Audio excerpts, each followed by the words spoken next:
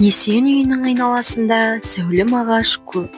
Бірінде алма, бірінде алмұрт, тағы біреуінде моншақтай қызыл шие.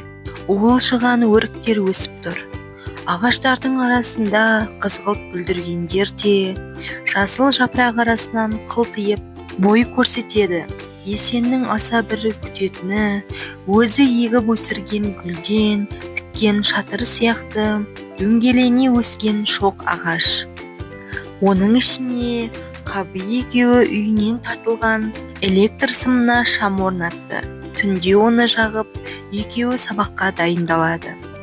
Есеннің асыранды кірпісі электр шамы жанған кезде ағаштардың арасынан шығып, жаздық күркедегі кереуеттің астына кіріп кетеді. Ол кереует астынан шығып, қараңғы түнде жайнаған электр жарығына таңырқағандай кішкене тұмсығын шығарып қарап тұрады да қайтадан жиырылып қалады.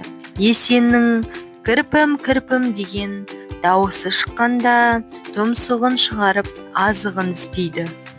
Есен оның азығын күні бұрын дайындап қойып, үнемі оның қимылын бақылайды. Есен кереуеттің бас жағында тұрған мандолинасын алып тартты. Мандолинаның дыбысы түнгі тынық кеште өте ашық, әдемі еді. Біраздан соң кірпі домаланып, кереует астынан шықты да дыбысты аңғарып тура Есеннің алдына келді. Сөйтті де әуенді анық тыңдағысы келгендей тұмсығын сәл көтеріп аз тұрды.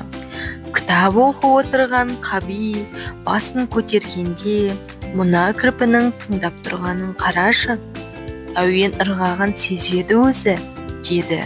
Есен күлімсіреп,